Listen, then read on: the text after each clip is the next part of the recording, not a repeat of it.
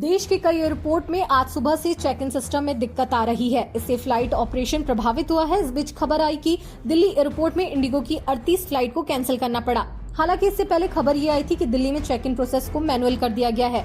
दिल्ली ही नहीं, हैदराबाद और बेंगलुरु एयरपोर्ट पर भी सिस्टम स्लो होने और चेक इन में देरी के कारण कई फ्लाइट्स लेट या रद्द हुई। तीनों बड़े शहरों में हजारों यात्रियों की यात्रा योजनाएं बुरी तरह प्रभावित हो गयी। एयरपोर्ट अथॉरिटीज ने मैनुअल प्रोसेस शुरू कर हालात को संभालने की कोशिश की, लेकिन सुबह के पीक आवर्स में परेशानी बढ़ती गई।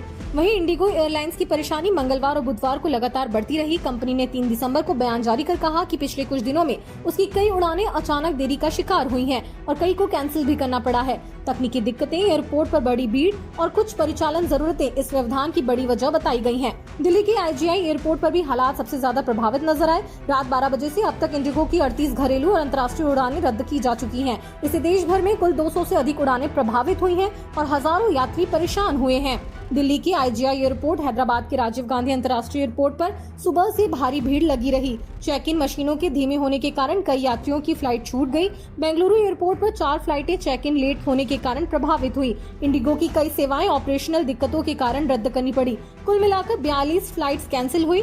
Indigo, spice jet, Akasa air और एयर इंडिया एक्सप्रेस सबसे ज्यादा प्रभावित हुई। 1 महीने पहले ही दिल्ली में GPS स्पूफिंग का बड़ा खतरा सामने आया था, जिससे फ्लाइट्स रद्द हुई थी और कंपनियों को काफी दिक्कतें देखी गई थी। फिलहाल यात्रियों को सलाह दी गई है कि एयरपोर्ट निकलने से पहले फ्लाइट स्टेटस जरूर चेक करें। SMS, ईमेल अलर्ट देखें और एयरलाइन ऐप पर अपडेट लेते रहें। ऐसी ही और अपडेट्स के लिए द लेंस को फॉलो करें।